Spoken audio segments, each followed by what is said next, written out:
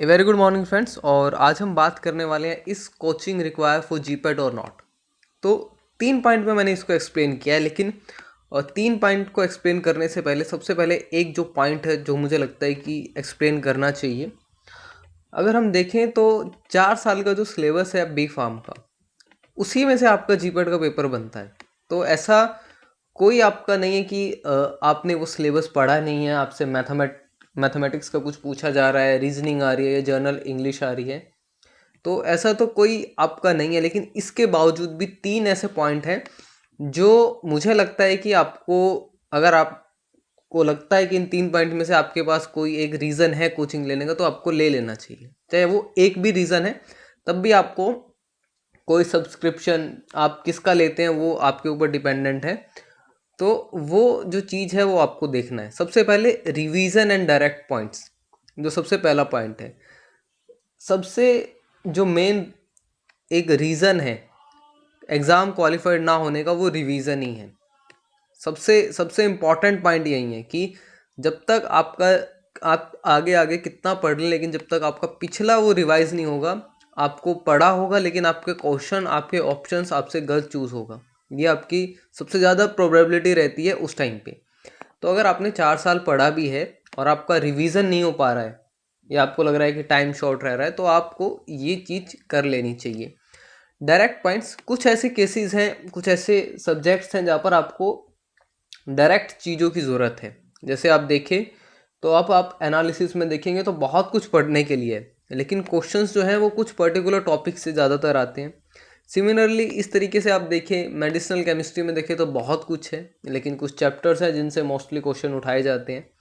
और छोटे सब्जेक्ट्स जैसे आपका कॉस्मेटिक्स हो गया या इंजीनियरिंग हो गया, इनको आपको जो है डायरेक्ट पॉइंट्स में कवर अप करना होता है। तो ये आपका एक मेन चीज़ रहती है।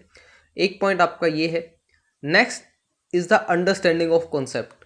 कुछ चीज़ें होती हैं जो आपको नहीं समझ में आती है। आप अगर अब भी मोस्टली मैं केसेस देखूं तो 4 साल के 6 साल एम फॉर्म के बाद भी सिग्नलिंग के कॉन्सेप्ट बहुत कम लोगों के क्लियर होते हैं। बहुत कम लोगों को बायोफार्मास्यूटिक्स की कैलकुलेशंस वाले जो पार्ट हैं आते होते हैं। बहुत कम स्टूडेंट्स को जो है बायोकेमिस्ट्रीज के पाथवे एक्चुअल में समझ में आए हुए होते हैं। ईटीसी क्या है, ग्लाइकोलिसिस के पाथवे में ये चीज़ क्यों हो रही है, एनएडीएच और आपका एफएडीएच है, इनका रोल क्या है, इनका मतलब क्या है। तो वो कॉन्सेप्ट जो है वो डेवलप नहीं हो पाते। हालांकि कॉलेज में जो टीचर्स हैं वो डेवलप अपनी तरफ से कराने की कोशिश करते हैं, लेकिन सेमेस्टर होता है, बीच में आपके कॉलेज के इंटरनल एग्ज़ाम भी होते हैं, तो वो कॉन्सेप्चुअल जो बिल्डिंग है वो नहीं हो पाता है। तो और स्पेशली जो आपके कॉन्सेप्ट फार्मास्यूटिकल केमिस्ट्री के हैं, वो आपके डायरेक्टली एप्लीकेबल्स होते हैं जीपर नाइपर के क्वेश्चंस में। तो अगर आपको कहीं लग रहा है कि आपके कॉन्सेप्ट्स में आपको कहीं दिक्कत है, तो आपको आई थिंक जो है ट्राई कर लेना चाहिए आगे। Next is the time management.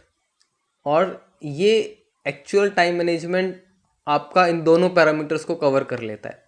क्योंकि कई बार आप देखते हैं, आप दिन में आप कॉलेज भी जा रहे हैं, आप जीपेट के लिए पढ़ भी रहे हैं, लेकिन जब कुछ हो जाता है, यानी कुछ डे में आपका कुछ अल्ट्रेशन होता है या कोई गेस्ट आ जाता है या कोई आप काम नहीं कर पाते हैं किसी एमरजेंसी की वजह से, तो आपका जो टाइम मैनेजमेंट का जो इश्यूज़ है वो आप मैनेज नहीं कर पा रहे हो टाइम को।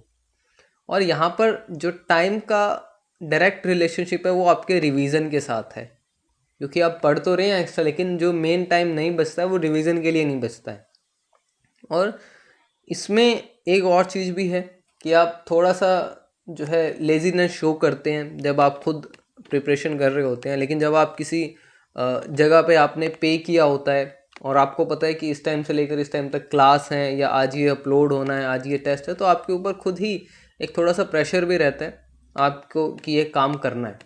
तो मुझे लगता है कि ये 3 पॉइंट्स में से अगर आपके पास कोई 2 पॉइंट्स भी हैं या एक भी है, तो आपको मूव ऑन कर लेना चाहिए। क्योंकि ये चीज़ आपकी हमेशा काम ही आने वाली है। आप कोई पैसे लगाकर आप कहीं पार्टी करते हैं तो वो शायद 1 दिन 2 दिन का मज़ा रहता है, लेकिन ये जो है आपको एक बहुत टाइम तक जो है ये चीज़ काम देती है।